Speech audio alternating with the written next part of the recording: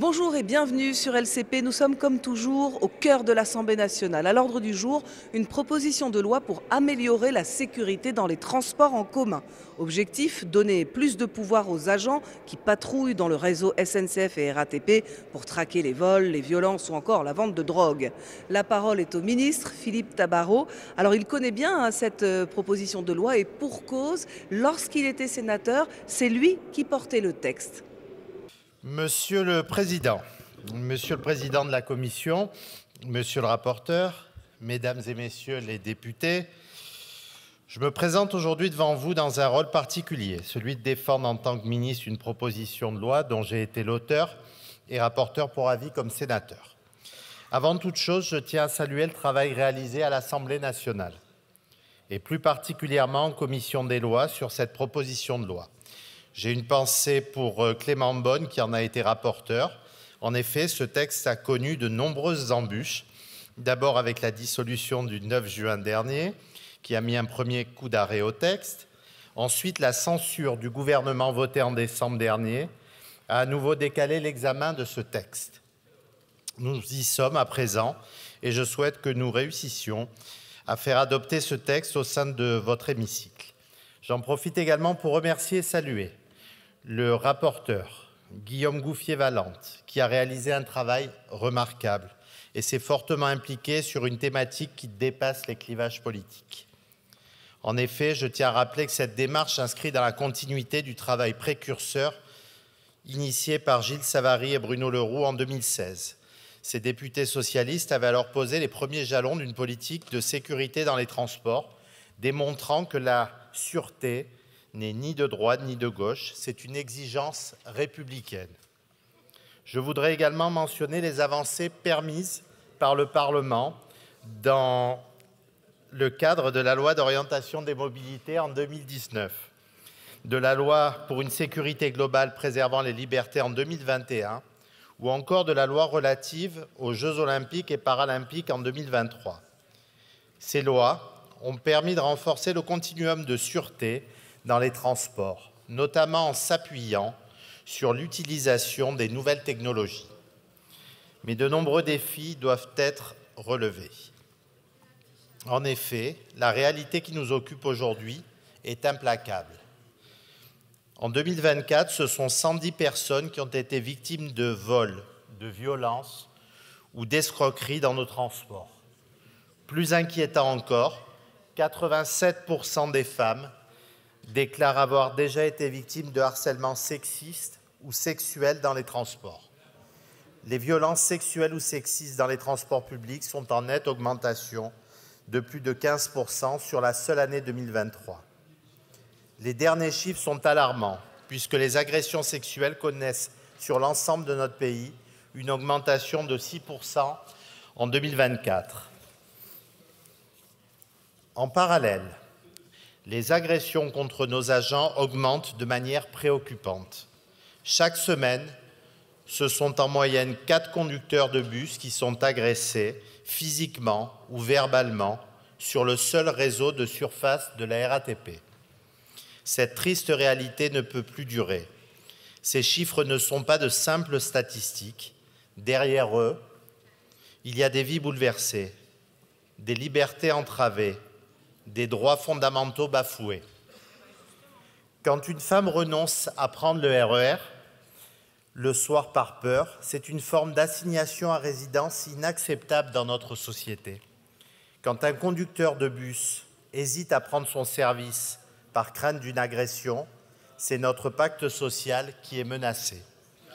Cette proposition de loi, je l'ai instruite sur le terrain. Elle n'est pas née dans un bureau, mais au contact des agents, des usagers, des opérateurs. Je l'ai élaborée en écoutant ceux qui chaque jour font vivre nos réseaux de transport et ceux qui chaque jour utilisent les transports pour se déplacer. Ce n'est pas une loi théorique, ce sont des mesures concrètes pour protéger ceux qui nous transportent et ceux qui voyagent. Les mesures que nous proposons sont pragmatiques et équilibrées. Elles visent à renforcer les prérogatives des services de sûreté, à déployer des innovations technologiques au service de la sécurité et à instaurer des sanctions plus dissuasives contre les comportements qui minent le quotidien de nos concitoyens. Parmi les avancées majeures, ce texte propose de renforcer les prérogatives des agents de la SUGE et du GPSR qui sont en première ligne. La situation actuelle est parfois absurde. Un agent peut constater une infraction dans une gare, mais se retrouve impuissant dès que le contrevenant en franchit les murs. Cette limitation n'a pas de sens. Cette situation me rappelle un événement tragique qui m'a profondément marqué et qui illustre dramatiquement les conséquences de ces limites absurdes. En octobre 2017, alors vice-président de la région Provence-Alpes-Côte d'Azur, j'ai été marqué par l'attentat de la gare Marseille-Saint-Charles. 2 jeunes cousines, Laura Pommier et Maura Narel, ont été sauvagement assassinées sur le parvis de la gare. Lorsque je me suis rendu sur place dans les heures qui ont suivi ce drame, les agents de la police ferroviaire m'ont expliqué qu'ils n'avaient pas pu intervenir car leur prérogative s'arrêtait aux limites de la gare. Pourtant, le drame s'est déroulé à quelques mètres seulement de leur périmètre d'intervention. Ces agents sont habilités à porter une arme et maîtrisent parfaitement la procédure pénale, mais se sont retrouvés contraints à l'inaction par des barrières administratives incompréhensibles. Cette tragédie nous rappelle cruellement que la sécurité ne peut pas s'arrêter à des frontières artificielles. Les criminels, eux, ne s'embarrassent pas de ces délimitations administratives. C'est pourquoi je suis convaincu que nous devons établir un véritable continuum de sécurité où chacun doit trouver sa place en fonction de sa formation et de ses prérogatives. Police nationale, police municipale, agents de service interne de la sécurité de la SNCF et de la RATP et agents de sécurité privée. Certaines autorités organisatrices ont également exprimé le souhait de se doter d'agents compétents en matière de sûreté. Dans un contexte d'ouverture à la concurrence, il est vrai que la question se pose. C'est d'ailleurs aussi le cas pour la sécurité, alors que le nombre d'entreprises ferroviaires va augmenter dans les années qui viennent. Monsieur le rapporteur va demander à ce que le gouvernement présente un rapport sur cette question dans 18 mois. C'est en effet important de prendre le temps de réfléchir sereinement à cette question des compétences, notamment en se référant à des exemples étrangers confrontés à la même problématique. Notre responsabilité est de tirer les leçons du passé pour éviter que de telles tragédies ne se reproduisent. Par ailleurs, nous aurons également l'occasion de discuter de la possibilité de saisie des objets dangereux. Sur ce sujet, les chiffres sont alarmants. La SNCF rapporte une croissance exponentielle des signalements d'objets dangereux, passant de près de 1500 en 2008 à plus de 4000 en 2023. Hachoirs de boucher, pics à glace, couteaux, battes de baseball, les exemples sont aussi nombreux qu'inquiétants. Pour la seule année 2023, 1342 individus ont ainsi été remis aux forces de sécurité intérieure pour port d'armes prohibées, représentant 23,5% des interpellations par les agents de sûreté ferroviaire. Il est donc impératif de permettre la saisie de ces objets. Nous proposons également de pérenniser le recours aux caméras piétons pour les agents de contrôle, un dispositif qui a déjà fait ses preuves, avec une baisse de 35% des accidents du travail pour atteinte ou outrage pour les agents équipés. Ce n'est qu'un outil de protection, mais c'est plus. C'est aussi un puissant moyen de dissuasion et de prévention. L'expérimentation de ce dispositif, qui a eu lieu de 2021 à 2024, a mis en avant le fait que son efficacité est à la fois pour prévenir les situations de tension, mais également pour les apaiser si elles ont lieu. Les opérateurs ayant pris part à l'expérimentation font état de retours unanimement positifs. Un rapport faisant état de ces bilans a d'ailleurs été transmis au Parlement. Le texte prévoit en outre la création d'un délit d'incivilité d'habitude. Ainsi, à titre d'exemple, seront réprimés par ce délit la commission répétée de circuler dans les transports sur des engins comme des trottinettes ou vélos, d'introduire dans les transports un animal ou encore de tirer un signal d'alarme sans motif légitime ou de fumer. L'ensemble de ces incivilités, dont la commission est malheureusement fréquente, mine le quotidien de nos usagers. Ce sont ces infractions répétées qui, par leur accumulation, dégradent considérablement la qualité du service et le bien-être des voyageurs. Cette proposition de loi prévoit également que nous puissions procéder à des interdictions d'accès au transport en commun pour tous les délinquants, pickpockets ou frotteurs. Nous ne devons plus attendre qu'une infraction soit commise avant d'intervenir. La problématique des bagages abandonnés, qui est loin d'être anecdotique, est également abordée dans ce texte. En 2024, la SNCF a recensé 20 000 objets délaissés. Ce chiffre est en constante augmentation depuis plusieurs années. Pour la seule année 24, ces objets abandonnés ont engendré près d'un demi-million de minutes perdues et affecté 30 000 trains. Pour la RATP, le traitement des objets délaissés représente l'équivalent d'un mois d'interruption de la ligne la plus utilisée, comme le rappelle régulièrement le président directeur général Jean Castex.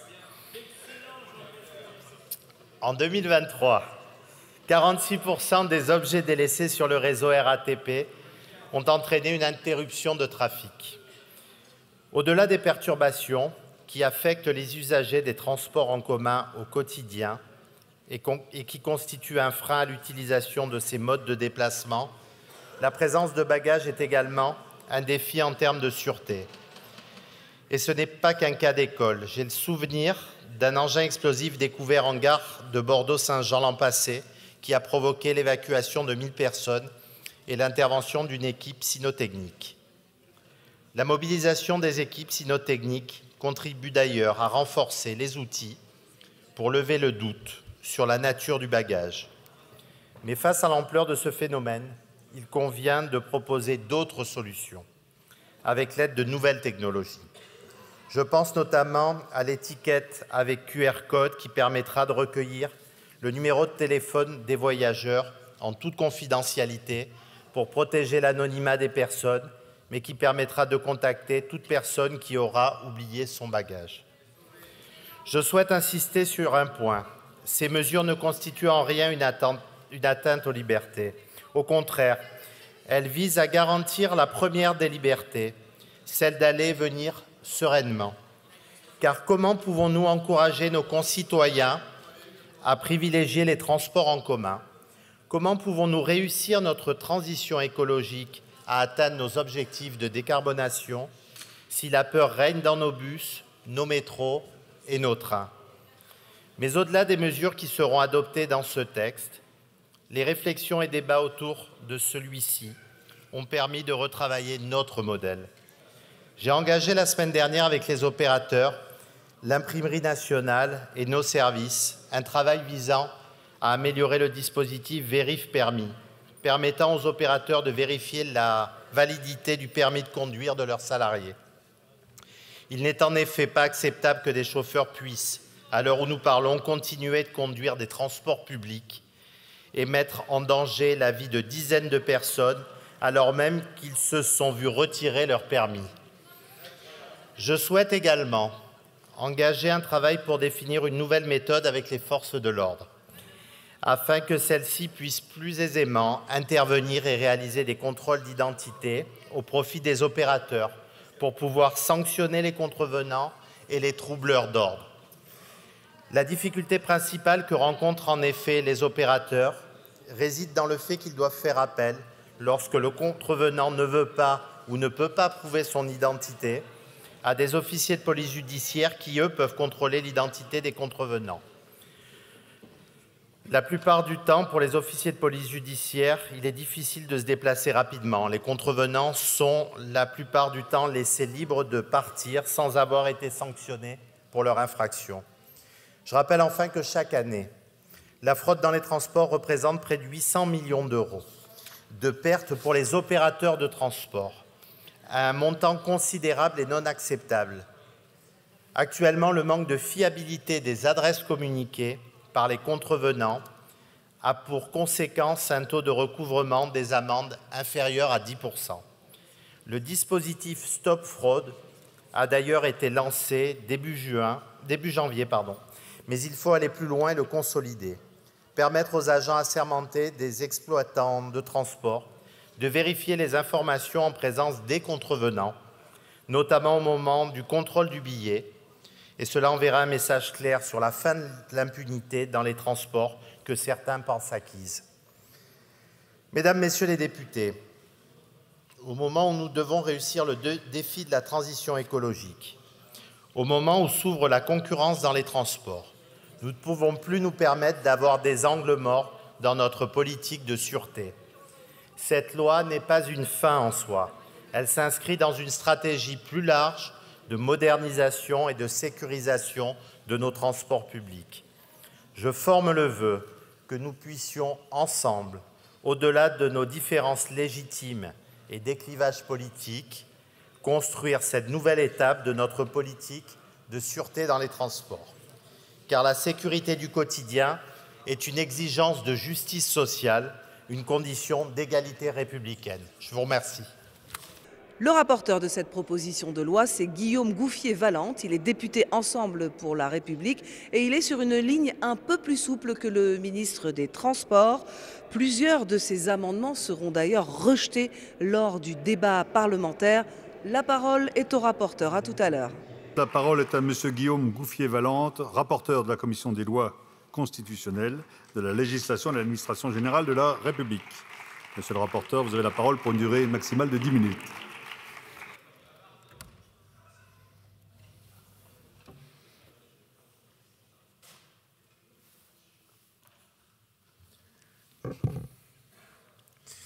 Monsieur le Président, Monsieur le Ministre, Monsieur le Président de la Commission des lois, Mesdames et Messieurs, chers collègues, chaque jour, pour se rendre à leur travail, sur leur lieu d'études, pour partir en congé ou retrouver des proches, des millions de nos concitoyennes et concitoyens prennent les transports. Qu'il s'agisse du train, du métro, du bus, du tramway ou bien encore d'une navette fluviale, nous encourageons de plus en plus nos concitoyens à recourir à ces transports davantage qu'à leur voiture dans une logique de réduction des émissions de gaz à effet de serre. Et les résultats sont là. Afin d'assurer le développement de l'utilisation des transports, il est nécessaire de garantir à tous les usagers le plus haut niveau de sécurité ainsi que le meilleur niveau de fonctionnement. C'est tout le sens de l'engagement des agents de l'ensemble des opérateurs de transport. Ils œuvrent au quotidien au service de nos concitoyens, concitoyennes, pour leur garantir des trajets sécurisés et sereins. Je tiens ici à les saluer et à les remercier pour leur disponibilité tout au long de nos travaux. L'objectif poursuivi par cette proposition de loi, qui est le fruit des travaux de l'ancien sénateur Philippe Tabarot, fin connaisseur des transports et aujourd'hui ministre des Transports que je salue, c'est de renforcer les prérogatives de nos opérateurs et de leurs agents pour mieux assurer la sécurité et le bon fonctionnement de nos transports. Après l'adoption au Sénat de cette proposition de loi, c'est avec sérieux que nous avons poursuivi ici les travaux concernant ce texte, d'abord sous la 16e législature avec le rapporteur Clément Beaune, que je tiens à saluer, puis sous cette nouvelle législature en novembre dernier avec les députés de la Commission des lois où nos débats constructifs nous ont conduits à adopter ce texte de manière très large en commission. Et je ne doute pas que nos débats en séance nous permettront d'aller encore plus loin pour les usagers et les agents. Plus de 2 mois s'étant écoulés, mes chers collègues, entre les travaux en commission et le début de nos discussions en séance publique, permettez-moi d'ouvrir nos débats par un regard sur le contexte de ce texte. Si les transports en commun sont devenus incontournables pour les mobilités, ils sont aussi profondément vulnérables. Les gares sont des lieux publics particuliers, souvent confinés, et qui rassemblent une très forte concentration de personnes. Ils sont, à ce titre, exposés aux incivilités, à la délinquance et aux risques terroristes. Elles constituent également des carrefours d'échanges et d'activités variées. Elles sont donc des lieux structurellement fragiles. Les véhicules de transport eux-mêmes sont des espaces spécifiques du point de vue de sécurité. Exigus, éclos, parfois déserts ou au contraire très fréquentés aux heures de pointe. Dès lors, de nombreuses formes d'incivilité peuvent s'y développer qui contribuent au sentiment d'insécurité, de même que les vols, agressions ou encore les atteintes sexuelles et sexistes. Les femmes, tout particulièrement, peuvent s'y sentir menacées. En France, 87% des usagères des transports en commun déclarent avoir déjà été victimes de harcèlement sexiste, de harcèlement sexuel, d'agression sexuelle ou de viol. Vous l'aurez compris, la question de la sûreté dans les transports est donc déterminante, aussi bien pour assurer la sécurité des usagers de ce service que pour garantir le bon fonctionnement du même service. D'après les données de l'Observatoire des mobilités de l'Union des transports publics et ferroviaires, l'UTPF, données en 2023, la sécurité est le critère le plus important pour un usager lorsqu'il s'agit de choisir son mode de transport. Par ailleurs, ce que nous pourrions appeler un continuum d'insécurité dans les transports est la source de nombreuses interruptions de lignes et incidents en tout genre sur nos réseaux, ce qui perturbe fortement les trajets de nos concitoyens. Je veux le dire ici clairement, si les chiffres de la délinquance dans les transports diminuent, la gravité des actes, elle, augmente. Un très fort sentiment d'insécurité demeure par ailleurs associé au transport en commun. 32% des personnes interrogées par l'UTPF associent le terme d'insécurité au transport public. Le sentiment d'insécurité y est donc marqué. Toutefois, au-delà du seul sentiment d'insécurité, les données indiquent également une insécurité réelle dans les transports en commun. Pour la seule année 2023, nous recensons 90 889 victimes de vol sans violence, 6 416 victimes de vol avec violence, 7 620 victimes de coups et blessures volontaires, 2 407 victimes de violences sexuelles et 4 199 personnes dépositaires de l'autorité publique victimes d'outrage et de violence. L'Île-de-France étant particulièrement touchée, concentrant en général plus de la moitié des actes que je viens d'évoquer. En outre, chaque jour, les opérateurs de transport sont confrontés à des formes d'incivilité, volontaires ou involontaires, qui viennent perturber le fonctionnement de nos transports. Il est important d'avoir ce contexte en tête au moment où nous sommes amenés à examiner cette proposition de loi qui s'inscrit dans la continuité de la loi dite Savary-Leroux de 2016. Elle a été adoptée par le Sénat le 13 février 2024.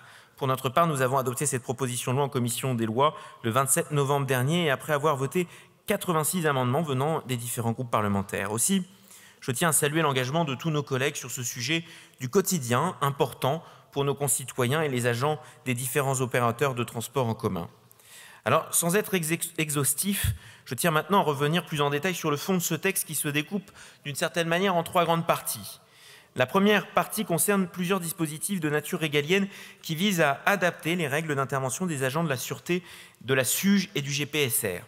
Au regard de l'évolution des comportements auxquels ces agents sont confrontés, ces mesures sont nécessaires. Il est important que l'on puisse leur donner les moyens de mener à bien leur mission. Et je me félicite que nous ayons adopté en commission des lois les 3 premiers articles de cette proposition de loi qui doivent permettre à ces agents de pouvoir réaliser des palpations de sûreté, d'évincer efficacement et durablement des emprises d'égards des personnes commettant des troubles à l'ordre public, d'avoir la capacité de poursuivre aux abords des gares lorsque le caractère urgent et inopiné le justifie. Cependant, une des dispositions supprimées lors de la commission me paraît indispensable. Le fait de donner la possibilité à ces agents de saisir des objets considérés comme dangereux. Je vous proposerai donc son rétablissement en ayant à cœur de renforcer l'encadrement de cette mesure. En outre, plusieurs autres dispositions de cette première partie viennent renforcer le continuum de sécurité entre les forces de sécurité et les différentes autorités administratives qui peuvent intervenir dans la gestion de nos transports. En dehors des amendements de précision, je vous proposerai de garder l'équilibre que nous avons adopté en commission sur ces dispositions. La deuxième partie, mes chers collègues, a pour objectif de clarifier le recours à l'utilisation de plusieurs nouvelles technologies afin de garantir la sécurité des agents, des opérateurs et des usagers. Cette partie constitue un pas en avant déterminant dans l'utilisation des outils numériques pour assurer la sécurité dans les transports en commun. Nous avons adopté en commission la pérennisation attendue du recours aux caméras piétons pour les agents de contrôle et la création d'une expérimentation pour les conducteurs d'autobus et d'autocars. Je regrette néanmoins le choix de la commission d'avoir supprimé l'article 11 qui prévoyait l'expérimentation d'un système silencieux de déclenchement de la captation sonore de l'habitacle des conducteurs de bus en cas d'agression. J'ai entendu les craintes des commissaires aux lois et je vous proposerai le rétablissement de cet article de manière plus encadrée. Cette mesure me paraît indispensable au regard de la hausse des violences que connaissent ces agents tout particulièrement depuis plusieurs années. Concernant les articles 9 et 10, je maintiens que les technologies évoquées à ces articles sont aujourd'hui d'une réelle utilité dans nos politiques de sûreté des transports, mais nous n'avons pas besoin de les inscrire dans la loi, d'où notre choix d'avoir supprimé ces articles lors de la commission. La troisième partie, enfin, mes chers collègues, vise à déployer plusieurs dispositifs nécessaires à l'amélioration du fonctionnement du service de transport délivré et sa continuité. À travers ces mesures, il s'agit notamment de mieux lutter contre les incivilités du quotidien, source de tensions et d'insécurité dans les transports, contre le phénomène d'abandon de bagages qui perturbe de manière régulière le fonctionnement des services et contre la fraude tarifaire qui représente plusieurs centaines de millions d'euros de pertes budgétaires pour les opérateurs de transport. En l'espèce, si nous avons déjà amélioré et précisé la rédaction de ces articles en commission afin de les rendre plus opérants, je vous proposerai de retirer les peines d'emprisonnement qui étaient prévues notamment pour les articles 12 et 15 et, on va dire, d'amoindrir les peines de l'article 14. Concernant les articles relatifs à la lutte contre la fraude qui représentent un véritable point noir de notre politique de transport aujourd'hui, je vous proposerai que nous arrivions à retenir avec le gouvernement la rédaction la plus juste et efficace possible. Mes chers collègues, cette proposition de loi présente des mesures concrètes et pragmatiques pour améliorer la sûreté dans nos transports publics et garantir leur meilleur fonctionnement possible. Elle peut bien entendu faire l'objet d'ajustements et d'améliorations. Elle ne doit pas, par ailleurs, nous exonérer d'une réflexion plus large que vous avez évoquée, Monsieur le Ministre, sur le devenir de notre politique de sûreté dans les transports dans les années qui viennent au regard de l'ouverture à la concurrence. J'ai à cet effet, comme d'autres, déposé un amendement demandant au gouvernement un rapport sur le sujet que j'espère vous convaincre de voter. Mes chers collègues, je sais pouvoir compter sur vous pour que nous ayons le débat le plus constructif possible sur ce sujet qui représente un point important de la vie quotidienne de nos concitoyennes et de nos concitoyens et sur lequel nous nous savons attendus. Ce texte est important et j'espère que nous arriverons à trouver un accord le plus large possible autour de sa rédaction et de son adoption. Je vous remercie. Lors du débat parlementaire dans un hémicycle agité, la droite a durci le texte. Elle a permis notamment l'inscription de certaines mesures très polémiques comme la confiscation temporaire d'objets dangereux par les agents de sûreté de la SNCF ou de la RATP ou encore la dotation d'un taser. Enfin, l'autorisation de la consultation d'images de vidéosurveillance par les agents de sûreté, autant de mesures qui suscitent les foudres de la gauche, soucieuse de préserver les libertés. LFI, la France Insoumise, ne veut pas de ce texte. Elle porte dans l'hémicycle une motion pour rejeter cette proposition de loi. Les sénateurs, à l'image de la Macronie qui soutient ce texte, ont toujours un grand talent pour les titres et les jeux de mots. D'ores et déjà, les espaces de transport dédiés au transport public sont très surveillés. Ainsi, y être en sûreté serait pertinent. Je m'explique. La sûreté, consacrée par l'article 2 et 7 de la Déclaration des droits de l'homme et du citoyen, met en jeu la protection des citoyens à l'égard de l'arbitraire des institutions, particulièrement dans le respect des droits et des libertés fondamentales comme celle d'aller et venir, du droit à la vie privée et, j'ose le dire, le droit à l'expression. Or, cette proposition de loi fait tout l'inverse. Augmentation des pouvoirs coercitifs des agents de sécurité privés ou parapublics, création de nombreux délits que l'on dit d'habitude et bien sûr multiplication des outils de surveillance de masse. Examinons de près les propositions contenues dans cette PPL. Élargissement des compétences des agents privés tout d'abord. Ils seront donc autorisés à pratiquer palpation et fouille de bagages. Or, ces gestes n'ont rien de banal. Le faible encadrement de ces gestes, qui exige une formation précise, risque de multiplier les cas de discrimination. Ne nous opposez pas l'illusion de l'autorisation donnée par l'usager. Comment pouvoir la refuser lorsque, par exemple, on doit prendre le métro pour se rendre au travail? De plus, pour l'agent lui-même, comment déterminer de manière abstraite ce qui paraît nécessiter une fouille? Nous connaissons bien les biais qui peuvent malheureusement guider les choix de telles mesures. Comment déterminer que c'est nécessaire? Comment évaluer le risque que représente telle ou telle personne? Soyons clairs, dans votre univers, c'est à la tête du client. Dans le nôtre, ça n'est pas acceptable. Et entre nous soit dit, quelqu'un qui serait animé de mauvaises intentions se fera le plus discret possible, non? Concernant l'article 2 et l'intervention sur l'espace public en cas de caractère inopiné ou urgent de la situation qui justifie la poursuite immédiate. Reconnaissons là aussi que cela est fort subjectif. Reconnaissons aussi que la multiplication de l'armement létal croisée à la capacité de poursuivre un individu sur l'espace public multiplie les incidents et les mises en danger de tous. Chaque incident entraînant la mort devrait amener à en analyser les raisons. S'il vous plaît, je vous invite à écouter l'oratrice, à ne pas rentrer dans des polémiques. Vous aurez l'occasion de répondre tout à l'heure. Et donc, s'il vous plaît, écoutez l'oratrice. Je vous remercie. Outre cette analyse, bien sûr toujours manquante, permettez-nous de vous rappeler que ces interventions sur l'espace public ne peuvent s'appuyer que sur une formation solide, initiale et continue, ce que vous ne proposez pas. L'article 5, dit article du bleu partout, tout le temps, est une illusion. Donner à voir des agents de sécurité, ça n'est pas ce qui garantit une quelconque sécurité. C'est malheureusement bien plus subtil que cela. Prenons l'exemple du match contre Arsenal. Le problème n'a pas été le nombre d'agents privés ou même bien sûr de policiers, mais la défaillance globale de l'organisation. Le bleu partout et tout le temps est l'autre mot du continuum de sécurité. Retrait de l'État, place exponentielle donnée au privé, braquage des collectivités. Si nous comprenons bien sûr la coopération à partir des compétences de chacun, des points forts de chacun, cela n'a en revanche aucun sens que de faire semblant d'exercer des compétences régaliennes. En outre, ce dispositif paraît contraire à l'article 12 de la Déclaration universelle des droits de l'homme tel qu'interprété par le Conseil constitutionnel d'ailleurs, qui annonce que la garantie pour le droit de l'homme et du citoyen nécessite bien sûr une force publique. Cette force est donc instituée pour l'avantage de tous et non pour l'utilité particulière de ceux auxquels elle est confiée. C'est la raison pour laquelle le Conseil constitutionnel lui-même dit « Les pouvoirs régaliens de l'État ne peuvent être délégués à des acteurs privés sans porter atteinte à la garantie des droits ». Vous nous proposez un modèle, toujours le même, fondé sur l'austérité, étranglant le service public pour tout confier au privé. Sans oublier, ils y sont désormais habitués, sans oublier la pression sur les élus locaux qui se verront sans doute contraints de faire intervenir leur police municipale dans les transports.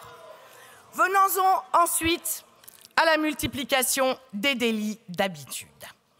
Empêcher la fermeture automatique des portes, introduire un animal, voyager sans titre de transport, utiliser le titre de transport à une autre date, être ivre, déjà réprimé par l'ivresse publique manifeste, fumer et le formidable, traverser les voies à l'approche du train.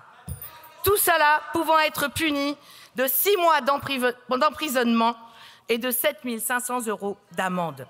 Cela ne serait pas si grave.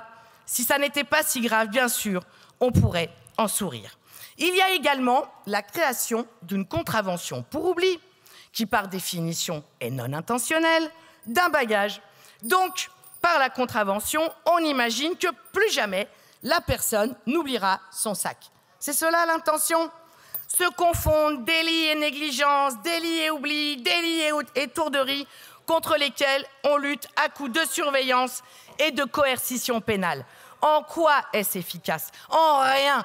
Tout ce que vous avez décrit l'un et l'autre tout à l'heure ne sera en rien empêché par l'addition, l'accumulation de dispositifs liberticides dans ce projet de loi. Il y a donc, ce d'autant plus que pour chacune des situations évoquées, il y a d'ores et déjà des amendes. De surcroît, il existait dans la version du texte déposé à l'Assemblée la création d'une peine complémentaire d'interdiction de paraître dans les transports. Pour cela, et pour mettre en œuvre cela, il n'y a qu'une seule solution. Ça s'appelle la reconnaissance faciale.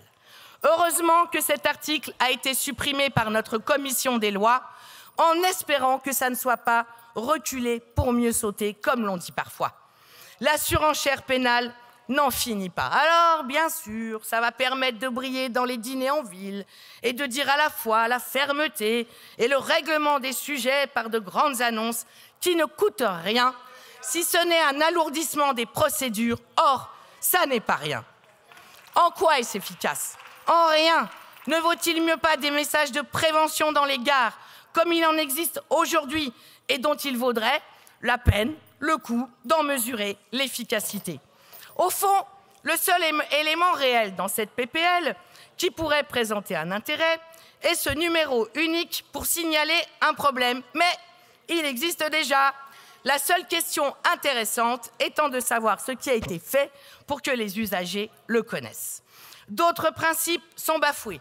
Le principe de proportionnalité, tout d'abord, par le mélange des délits plus ou moins graves, le respect, d'une certaine façon, du droit à la défense et du droit au contradictoire. Pourquoi? Parce que donner un caractère délictuel a posteriori à un comportement qui est déjà sanctionné par le biais de contraventions, le change de régime. Et un régime et des règles procédurales qui s'appliquent en ce cas rendent très difficile la contestation de la matérialité des faits. Je voudrais maintenant m'attarder sur la question essentielle de l'élargissement des pouvoirs de surveillance et de contrôle des citoyens.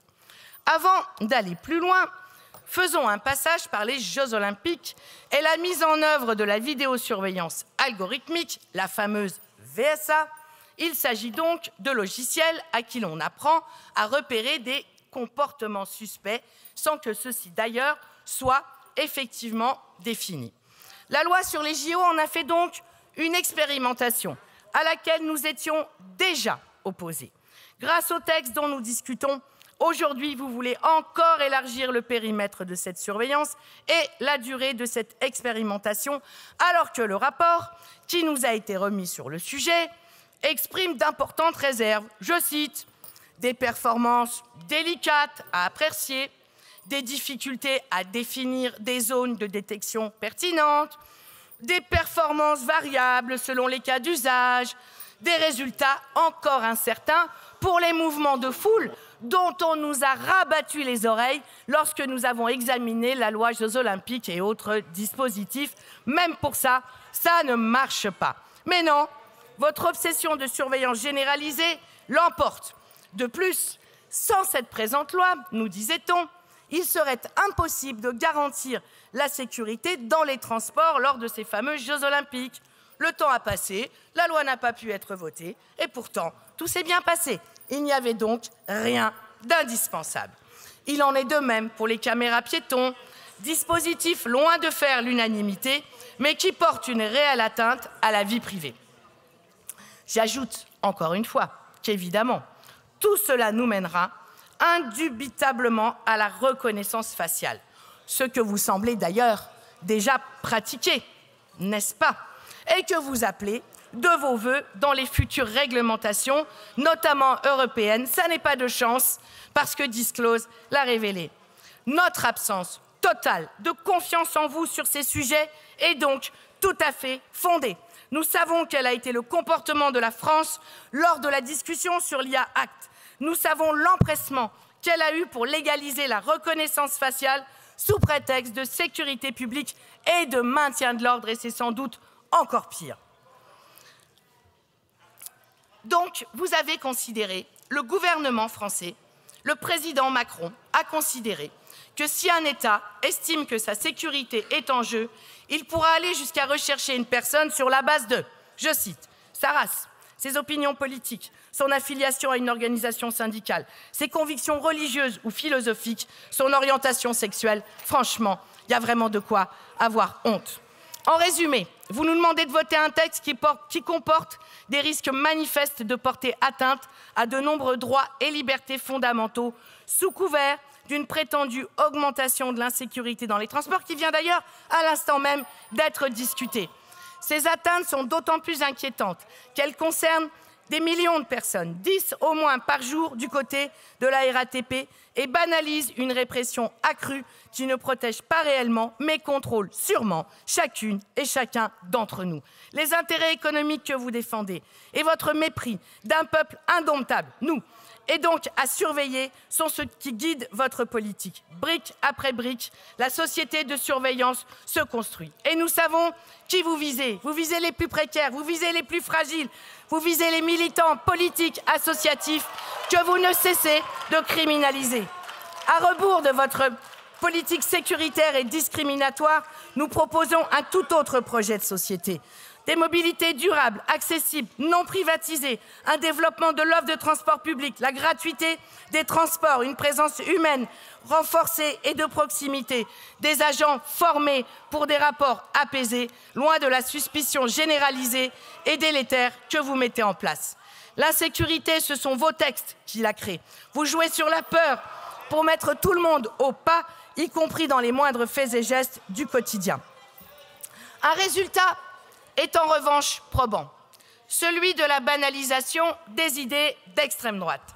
Vous validez à dessein les théories d'une France orange mécanique qui n'aurait d'autre choix que d'abandonner sa liberté pour sauvegarder sa sécurité. Mais au fond, ça n'est pas très étonnant. Nous avons pour ministre de l'Intérieur M. Retailleau, qui reprend souvent à son compte des idées pétainistes, qui déjà, en 1940, disait « La démocratie libérale a fait son temps, nous devons lui substituer un régime qui donne plus de place à l'autorité et moins à la liberté. » Voilà les raisons pour lesquelles nous nous opposons ouvertement à ce projet et à cette proposition de texte. Merci. Merci, chers collègues. Monsieur le ministre, vous souhaitez intervenir? Je vous invite. Un rappel au règlement, je vous en prie. Excusez-moi, Monsieur le ministre, on écoute le rappel au règlement. Merci, Monsieur le Président. Rappel à l'ordre sur la base de l'article 70. Il y a eu énormément de cafouillage la semaine dernière lors du cas de la niche du groupe de la droite républicaine. On vient d'entendre une collègue qui traite des collègues, enfin un ministre même, de pétainistes. Il me semble qu'il ne doit pas y avoir deux poids, deux mesures. Et je vous demande, Monsieur le Président, de prendre acte et de demander la saisine du bureau par rapport à de telles invectives. Ce n'est pas acceptable qu'il y ait deux poids, deux mesures dans cette Assemblée. Je vais tout d'abord donner la parole à Monsieur le ministre. Monsieur le ministre, vous avez la parole. Oui. Monsieur le Président... Monsieur le Président de la Commission, Monsieur le rapporteur, Mesdames et Messieurs les députés, Madame la députée Martin, Alors, que vous confondiez Arsenal et Liverpool, ça peut prêter à faire rire, sauf en Angleterre, ça leur plaît pas beaucoup. Par contre, que vous traitiez le ministre de l'Intérieur de pétainiste, c'est absolument inadmissible, Madame, inadmissible.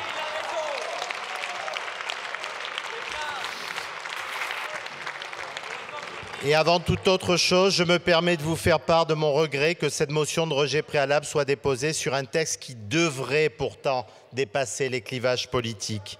Cette proposition de loi n'est pas un texte idéologique, c'est vous qui en faites un, Madame la députée.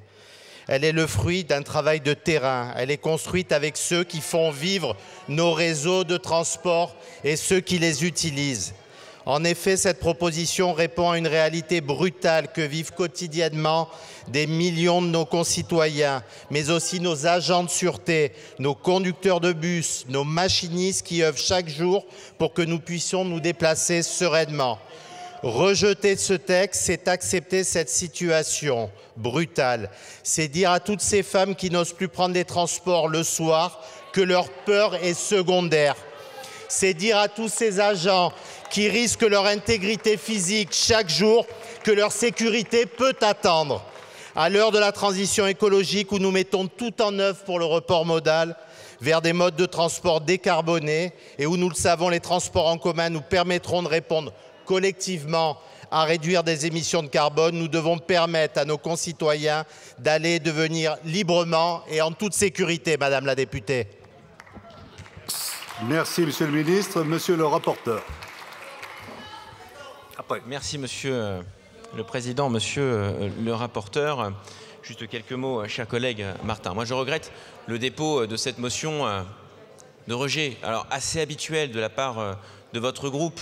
Il faut bien le reconnaître. Mais là, un vrai regret, parce qu'à travers cette motion de rejet, vous nous dites grosso modo, il n'y a pas de sujet et il n'y a pas lieu d'en débattre. Et c'est bien, non, mais pas comme ça. Moi, j'ai pas vu dans les amendements, que ce soit en commission ou en séance, il n'y a pas de contre-proposition. Il y a beaucoup d'amendements de suppression, mais pas de contre-proposition. Et par ailleurs, vous venez nier le sujet, effectivement, de la sûreté et du bon fonctionnement de nos services de transport, qui est une attente particulièrement forte de nos concitoyennes et de nos concitoyens. Vous prenez certainement, comme nous, le métro, les bus ou les transports. Et oui, il y a une attente forte, eh bien, à ce qu'on puisse avoir le plus haut niveau de sécurité qui est dû, de sûreté et également de bon fonctionnement. Et c'est ce qu'apporte cette proposition de loi que vous avez grandement caricaturé, notamment les travaux du Sénat qui ont été menés par Philippe Tabarot et par d'autres, qui s'appuient sur des échanges de terrain avec les acteurs, avec la SNCF, avec la RATP, donc que vous qualifiez de grandes entreprises, de rien, donc que vous qualifiez de rien. Voilà, exactement, c'est le mot que vous venez de dire, qui serait contre donc toutes les libertés publiques. Non, qui travaillent au quotidien pour voir comment assurer la sécurité, la sûreté de nos concitoyennes et de nos concitoyens. Et cela passe, oui, au regard d'aujourd'hui, vous l'avez évoqué, il y a bien une diminution des faits d'insécurité. Par contre, il reste quand même très élevé. Et par ailleurs, nous observons des phénomènes d'aggravation, que ce soit par le transport d'armes dangereuses, d'objets dangereux, que ce soit par des rixes qui se multiplient aujourd'hui. Et donc, il faut donner... Non, c'est pas que c'est pas vrai, c'est une réalité. Dans ce cas-là, retournez dans les transports, retournez échanger avec nos concitoyennes et nos concitoyens, allez voir. Et les agents du GPSR et la SUGE ont besoin de nouveaux outils pour garantir la sûreté et la sécurité. Par ailleurs, il faut les sécuriser aussi. Et ça passe par la généralisation, effectivement, l'expérimentation sur les micros, sur les caméras embarquées, piétons, dont l'expérimentation est saluée, est attendue dans sa généralisation par l'ensemble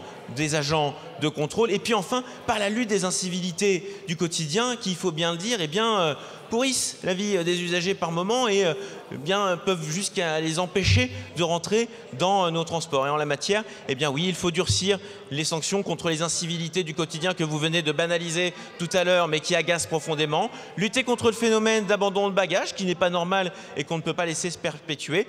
Je vous rejoins dans le sens, et c'est ce que nous recherchons, de mieux encadrer et de garantir ces mesures avec le respect de nos libertés publiques. Là aussi, il ne faut pas caricaturer. Et puis enfin, contrairement à la gratuité partout et à l'absence d'explication sur le financement des transports que vous portez dans votre famille politique, eh bien oui, la lutte contre la fraude tarifaire à un moment donné, 700 à 800 millions d'euros de pertes de chiffre d'affaires pour nos opérateurs, autant de budgets qui ne sont pas investis dans l'amélioration et dans le fonctionnement au quotidien de nos transports. Et donc, en la matière, eh bien, aller au bout de la loi Savary de 2016 et avoir les bons dispositifs pour lutter contre cette faute qui n'a pas lieu de perdurer dans notre pays. Aussi, avis défavorable sur cette motion de rejet. La motion de rejet portée par la France insoumise a été rejetée, mais le débat se poursuit dans l'hémicycle avec virulence. Le sujet provoque des clivages. Résultat, eh bien, la séance est ponctuée de rappels au règlement et d'échanges de politesse. Extrait de séance. Merci, monsieur le rapporteur. Monsieur Porte, vous prenez un rappel au règlement. Monsieur le Président, sur la base de l'article 70-2 sur mise en cause personnelle, je pense qu'il faut que vous rappeliez à l'ordre un certain nombre de députés, notamment quand on nous accuse de tenir des mots. Collègues, si vous vous sentez visé par le mot pétainiste, la meilleure réponse aujourd'hui, c'est des députés du Rassemblement national qui viennent défendre le ministre de l'Intérieur. Donc oui, nous assumons de tenir ces propos-là dans l'hémicycle. C'est une caractéristique politique. Je vous invite à rester sur le rappel au règlement, mon cher collègue. C'est une caractéristique politique dans le terme du débat politique. Et ces gens-là sont effectivement les représentants de ce courant d'idées d'extrême droite. Merci, et vous avez... monsieur Porte, de votre contribution au calme du débat. Monsieur Morin. Merci, Monsieur le Président. Le rappel au règlement précédent n'en était pas un. Rappel au règlement sur la base de l'article 70-3 pour mise en cause personnelle. Vous ne m'avez pas répondu tout à l'heure quand je vous ai demandé si l'accusation de pétainiste de la part de la collègue qui portait la motion de rejet préalable était équivalente en termes de gravité à ce qui s'est déroulé pendant la séance de jeudi dernier. Je pense que c'est suffisamment grave pour que vous répondiez en termes de saisine du bureau et de prononcer au moins d'un rappel à l'ordre immédiat. Je vous en remercierai. Personne ne saurait accuser un ministre, et je ne fais pas partie du groupe politique du ministre, pour ne pas tenir des propos aussi graves dans cet hémicycle. Je vous remercie de cette clarification. Merci, monsieur Chenu, pour un rappel au règlement.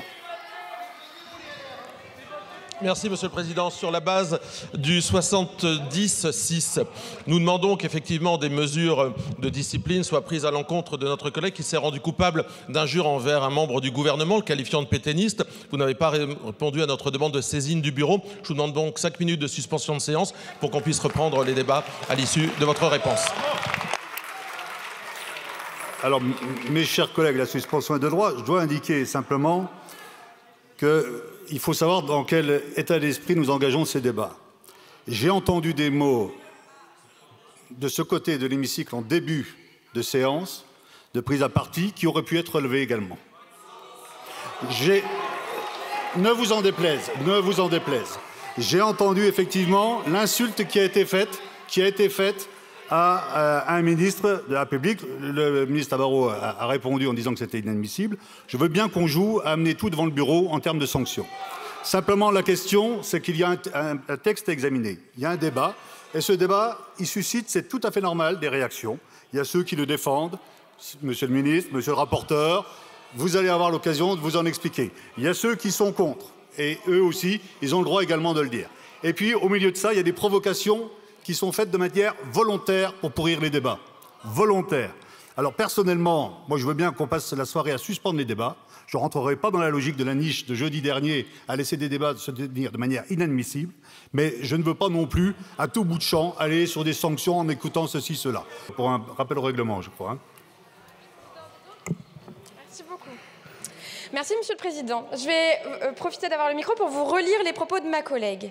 Rien d'étonnant, finalement, quand nous avons pour ministre de l'Intérieur Monsieur Retailleau, qui reprend souvent à son compte des idées pétainistes qui, déjà en 40, disaient, entre guillemets, la démocratie libérale a fait son temps, nous devons lui subsister un régime qui donne plus de place à l'autorité et moins à la liberté. Voilà, collègue, citer Pétain, entre guillemets, sur l'autorité n'a rien d'une insulte. Néanmoins, insulter une collègue députée d'antisémitisme notoire, ça, c'est un délit. Vous cherchez juste par vos provocations. Je vous remercie, chers collègues. Je vous remercie. Vous avez eu le temps, effectivement, de préciser les propos, de répéter les propos de Mme Martin. Ils sont quand même suffisamment importants, mais ils ne sont pas les seuls. Et encore une fois, il y a eu un début de séance où on a pu entendre certains propos de part et d'autre. Donc, ce que je vous propose, c'est d'évoquer effectivement ce début de séance et notamment l'insulte faite à Monsieur le ministre dans les propos de Mme Martin, à juger si c'en est une ou si ce n'est pas une, mais que ça soit effectivement évoqué au bureau, mais que ça soit évoqué l'ensemble du début de la séance, où j'aurai effectivement des éléments également à apporter. Je vous propose que nous passions maintenant aux explications de vote sur la motion de rejet, en commençant par le groupe Rassemblement National. C'est M. Brian Masson qui fait les explications de vote pour une durée de 2 minutes. Merci, Monsieur le Président. Monsieur le Ministre, je voudrais commencer mon intervention par vous remercier d'avoir pensé à Laura et Moran, victimes d'un terroriste islamiste en 2017 sur le parvis de la gare Marseille-Saint-Charles.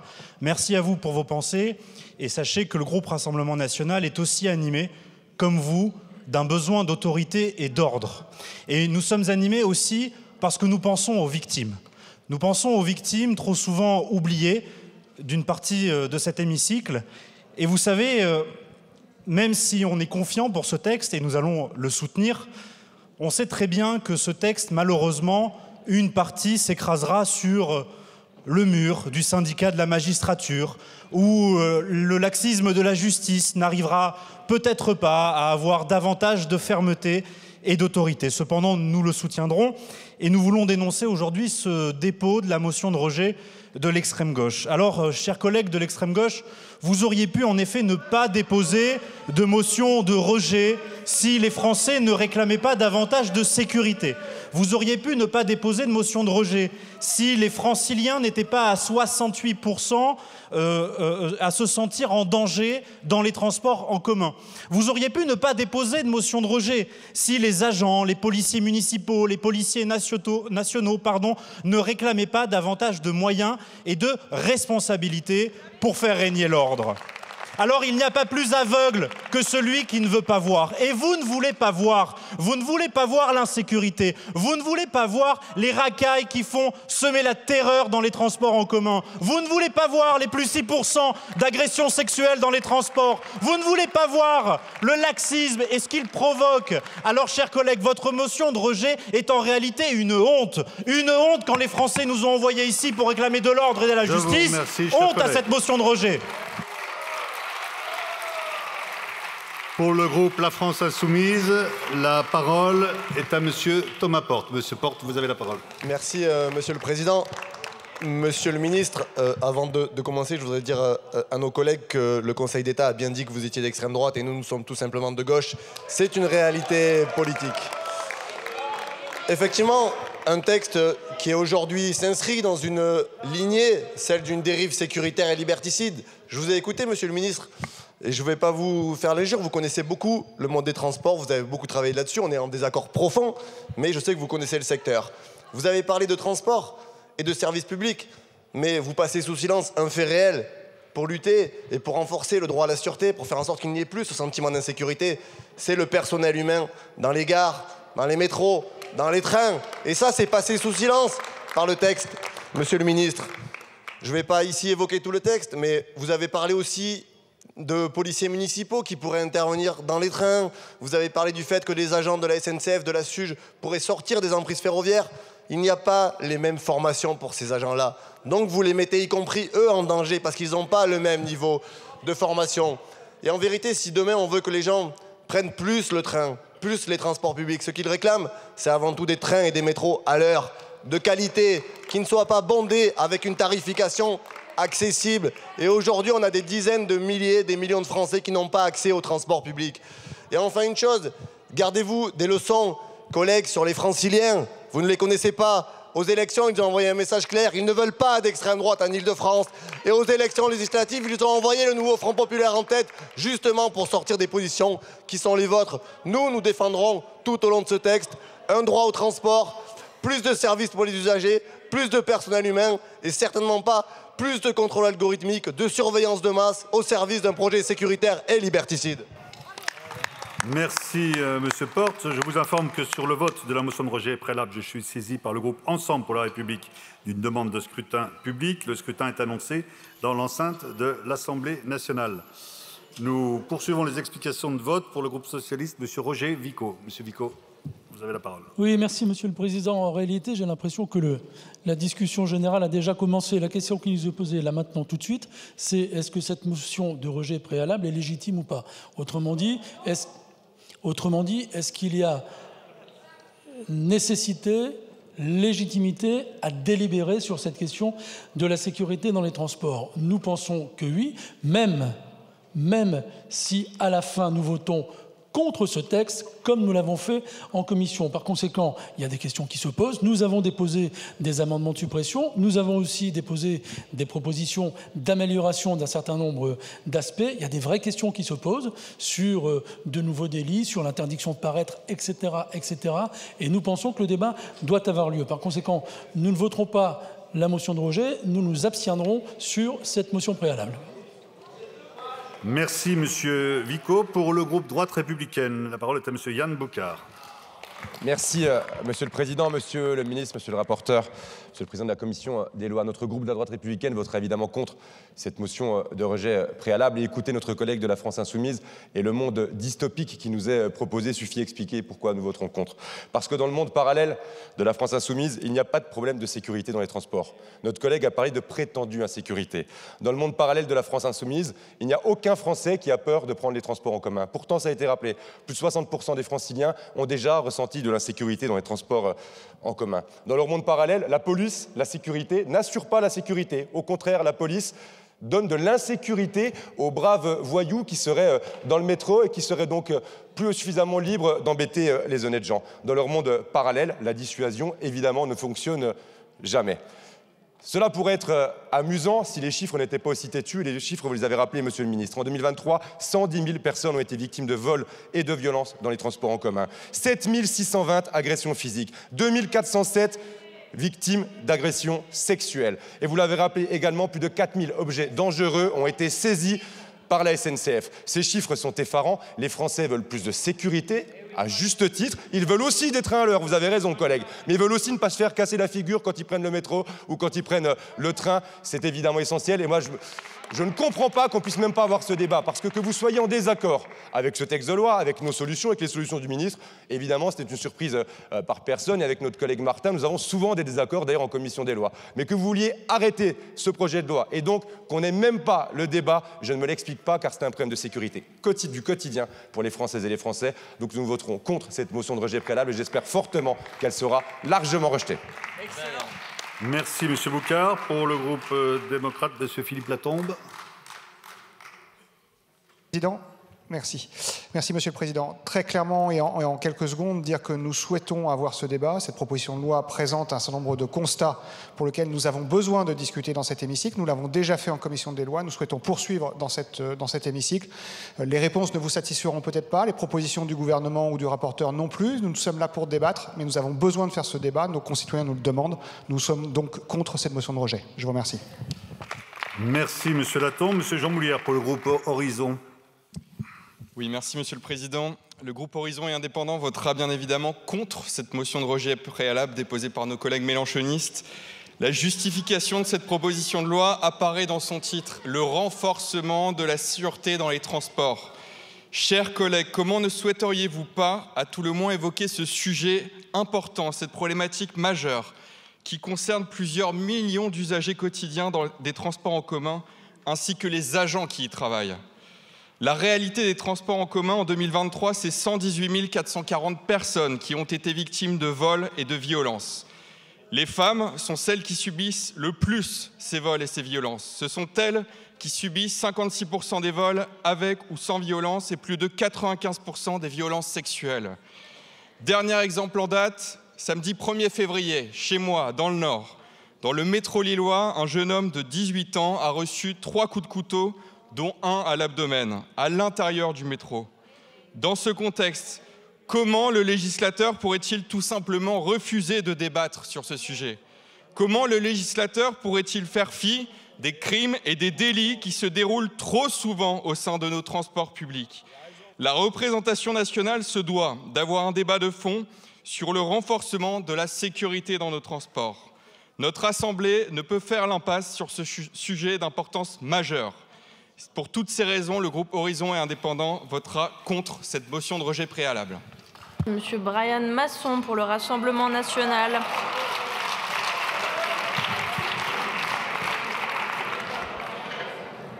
Merci Madame la Présidente, Monsieur le rapporteur, Monsieur le Ministre.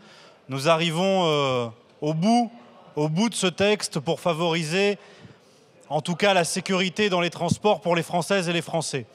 Je voulais évidemment vous remercier pour votre écoute, pour avoir été évidemment soucieux d'écouter l'ensemble des groupes politiques dans cet hémicycle et essayer tous ensemble d'apporter des solutions concrètes pour nos concitoyens. Alors il faut rendre à César ce qui appartient à César. Et ce soir, je veux évidemment citer et féliciter mes collègues du groupe Rassemblement National et du groupe UDR d'avoir été présents en nombre, car c'est par leur présence nombreuse que ce texte a pu avancer et que vos amendements et les amendements de votre famille politique ont pu être adoptés. Donc il faut savoir aussi remercier les membres du Rassemblement national présents en nombre pour la sécurité des Françaises et des Français.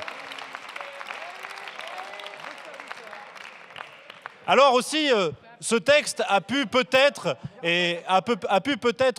voir le vrai visage de certains, d'une extrême gauche déconnectée, d'une extrême gauche complètement à la ramasse sur la question si importante et si essentielle de la sécurité.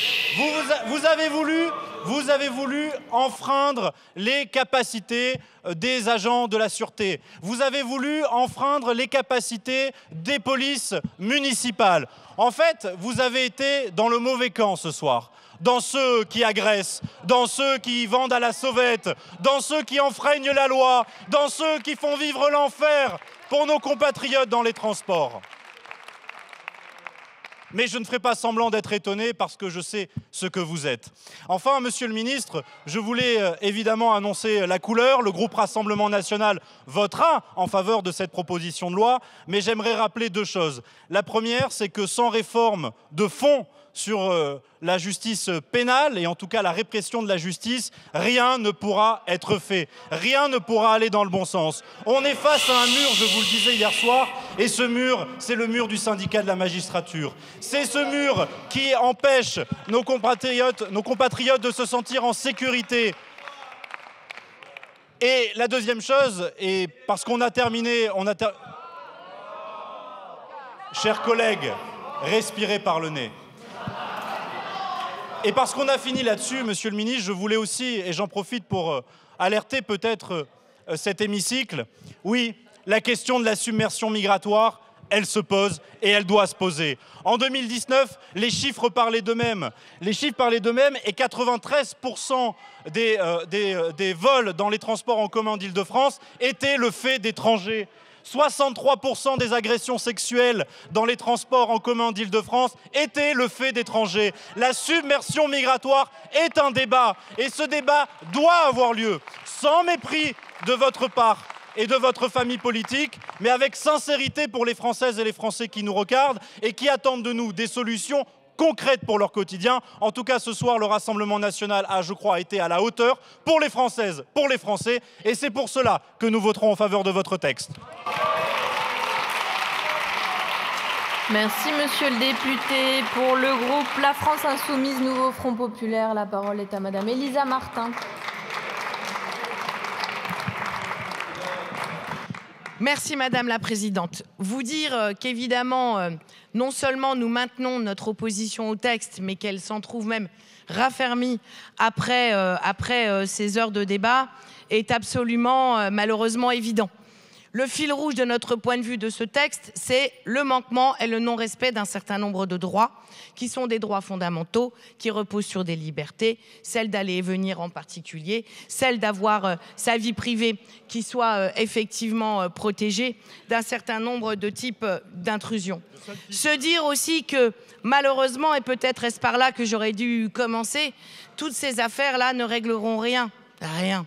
Aucune femme, à partir de cette loi, quand elle sera appliquée, et on va y revenir, j'espère pas dans toutes ses dimensions, n'aura pas moins peur d'entrer dans le métro. C'est tout à fait faux. Ça n'est pas ça l'objet du point de vue du gouvernement, en tout cas, de cette loi. Cette loi, c'est une atteinte au droit, comme je viens de le dire.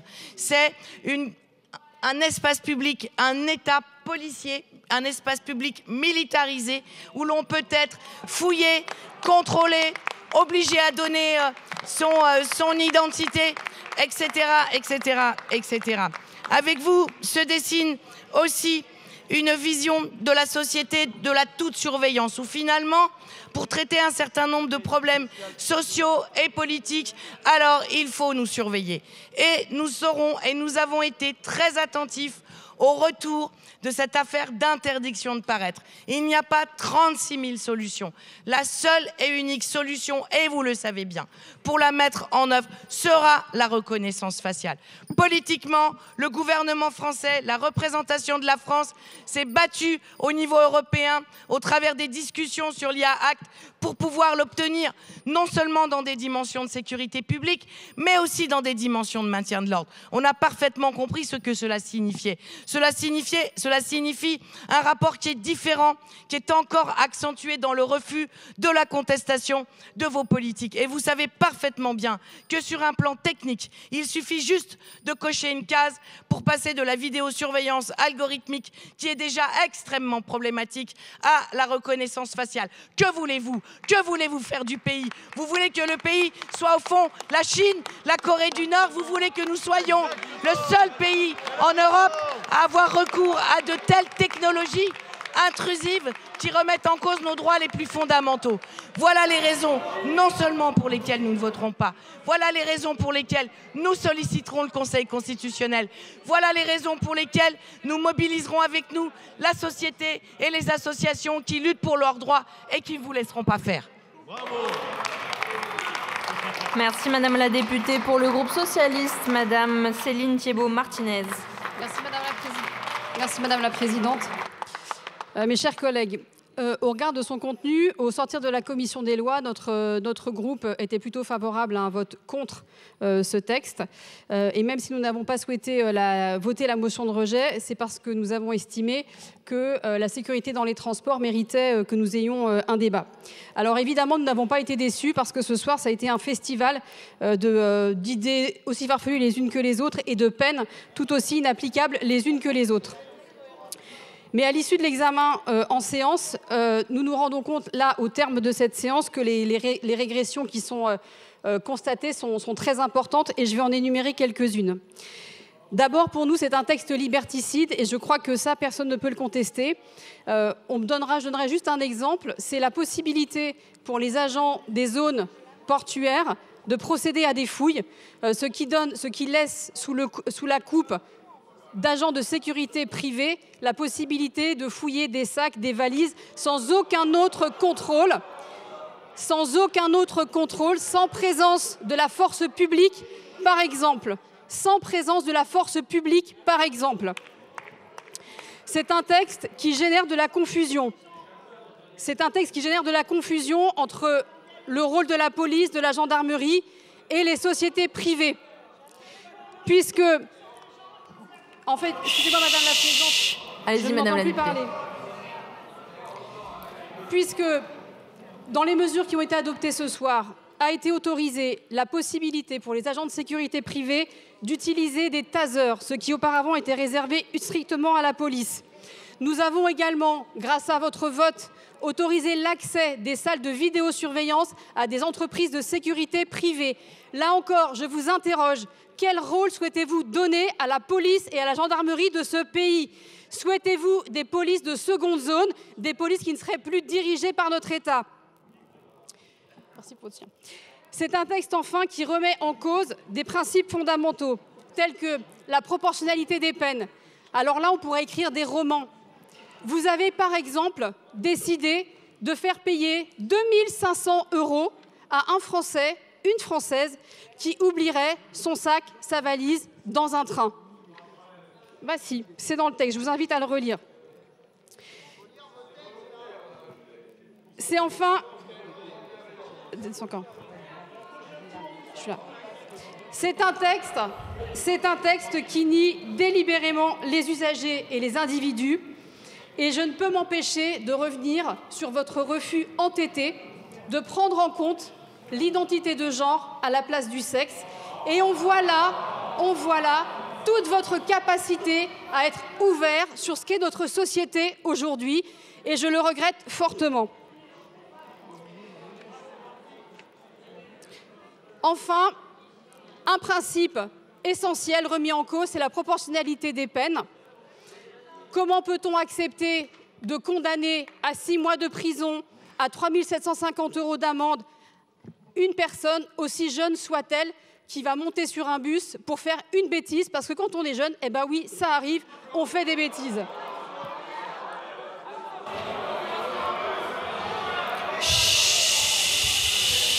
Pour l'ensemble de ces raisons, nous voterons contre ce texte. Je vous remercie. Merci Madame la députée. Monsieur Boucard, pour le groupe DR. Merci beaucoup Madame la Présidente, Monsieur le Ministre, Monsieur le Président de la Commission des Lois, Monsieur le rapporteur. Dans notre pays, 30% des vols, 25% des agressions sexuelles ont lieu dans des trains, dans des bus ou à moins de 750 mètres d'une gare. Face à ce constat, certains collègues à la gauche, à l'extrême gauche de cet hémicycle, nous ont parlé identité de genre, nous ont parlé de nécessité de protéger les vendeurs à la sauvette, nous ont parlé de la capacité des jeunes de 16 ou 17 ans de faire du trendsurfing et que ce ne serait pas si grave, alors que leur vie est mise en danger par leur attitude irresponsable. Face à cette réalité, avec les collègues du groupe de la droite républicaine, nous avons voulu apporter des solutions concrètes. Et je voudrais à ce stade remercier le rapporteur, le ministre pour leur écoute et pour l'attention portée à nos arguments. Je voudrais également remercier l'ensemble des groupes de cette Assemblée qui ont été sensibles à nos arguments et qui ont voté en fonction de nos amendements. Et je voudrais vous lister quelques avancées que nous avons obtenues. D'abord, de permettre aux agents de sécurité privés d'exclure les perturbateurs des trains ou des gares. Ensuite, d'autoriser les agents de la SUGE à porter un pistolet à impulsion électrique pour assurer leur sécurité et la sécurité de ceux qui prennent les transports en commun. Ensuite, de renforcer les pouvoirs de la police et de la gendarmerie dans les transports en commun. De pérenniser l'usage des caméras piétons qui est demandé par les agents, mais aussi, on l'a vu, par les présidents des métropoles et des autorités organisatrices des transports en commun, y compris lorsqu'elles sont de gauche. De rétablir l'interdiction de paraître dans les transports en commun pour les auteurs de crimes et délits. Vous le voyez, notre groupe a eu à cœur d'assurer mieux la sécurité des usagers des services publics de transport en commun, mais également des agents qui assurent leur sécurité. Et je voudrais vous dire, monsieur le ministre, que vous aviez fait un bon texte. Je trouve qu'il avait été un peu moins bon en sortant du Sénat, encore un peu moins bon en sortant de la commission des lois, et j'estime, à mon humble avis, à l'avis de mes collègues de la droite républicaine, que ce texte est encore bien meilleur aujourd'hui, qu'il répond à l'ambition qui était la vôtre lorsque vous l'avez déposé. Nous voterons ce texte avec enthousiasme, car il permettra enfin de renforcer la sûreté dans les transports publics. Merci, monsieur le député. Madame Regol, pour les écologistes. Merci, Madame la Présidente. Il y a beaucoup d'occasions manquées dans cet hémicycle et la question de la sécurité des transports, effectivement, c'est un vrai sujet. C'est un vrai sujet qui préoccupe des millions de gens au quotidien, soit parce qu'ils et elles dépendent de ces transports, soit parce qu'ils et elles aimeraient beaucoup pouvoir dépendre de ces transports pour pouvoir avoir moins de coûts dans leurs déplacements. Et pourtant, ce soir, aujourd'hui, ce à quoi on a assisté, c'est un parasitage de ce texte. C'est surtout une accaparation par des obsessions primaires, répétitives, des tocs incessants de nos bancs. En fait, cette instrumentalisation-là, par le Rassemblement national et ses alliés, il s'est fait aussi avec votre bienveillance, monsieur le ministre. Et c'est bien le problème quand chacun s'allie pour faire en sorte qu'on ne puisse pas avancer sur la sécurité, sur les droits et sur des moyens pour pouvoir faire avancer le quotidien de nos concitoyennes et de nos concitoyens. Et c'est ça le constat que je fais de ces 2 jours de débat. Parce que pendant ces 2 jours, on n'aura pas fait avancer d'un iota la sécurité. Dernier exemple en date de cette instrumentalisation qui ne permet pas d'avancer sur la sécurité, cette obsession des migrations dont témoignent les collègues du banc d'en face. Parce que si vous voulez parler de viol, parlons-en, chers collègues. Des chiffres, il y en a plein. Les violeurs, ce sont les membres de la famille, à commencer par les conjoints, les pères, les frères, les oncles, les cousins, les grands-pères. Et je suis désolée que la réalité des chiffres soit un problème pour vous, mais c'est la réalité des victimes. Alors, Madame le chanteur, si vous vous posez la question, comme votre amendement le demandait, de la nationalité de ces gens, des agresseurs, posez-vous aussi celui des victimes, parce qu'en fait, vous n'en avez rien à faire des victimes, que ce soit les victimes dans les transports, que ce soit les gens qui sont pauvres. Ce que vous voulez, c'est pouvoir faire vos vidéos dans lesquelles vous allez pouvoir déverser votre haine. Et cette loi, elle a été parasitée par votre besoin de toujours tout instrumentaliser, à commencer par la sécurité des Françaises et des Français. Alors oui, on aurait pu peut-être avancer, oui, on aurait pu peut-être trouver un point d'équilibre, mais vous aviez décidé ce soir qu'aucun point d'équilibre ne pouvait être atteint, que ce soit par vos amendements, vos coalitions, que ce soit par l'introduction par le gouvernement d'amendements qui n'avaient rien à faire là, qui ne respectent pas la Constitution, qui ne respectent pas nos textes. Alors ne vous inquiétez pas, ces amendements-là, toutes ces parties-là, on les fera tomber dans le Conseil constitutionnel tant qu'il continue à être en capacité de juger de nos outils constitutionnels. Ne vous inquiétez pas aussi, de la sécurité des Françaises et des Français, on continuera à s'en occuper en se posant la question vraiment de comment on améliore leur quotidien et pas de comment est-ce qu'on vend plus de livres dans les gares quand on est du côté de chez vous. Alors on s'est assis, s'il vous plaît, on s'est assis en 2 jours sur beaucoup de nos droits, sur beaucoup de notre cadre de droit. Nous, on était partis. Je l'ai rappelé dès le discours introductif, on était parti chez les écologistes pour essayer de trouver des points d'atterrissage. Parce que vous voyez, on croit beaucoup à l'esprit parlementaire, au parlementarisme, qui est ce moment où on peut avoir des désaccords de fond, mais arriver à avancer sur un point de discussion. Et ça aussi, vous avez marché dessus pendant 2 jours pour qu'enfin on arrive à dire avec fermeté, sûreté et le faire des 2 mains que de ce texte nous ne voulons pas et que nous le refusons entièrement et totalement.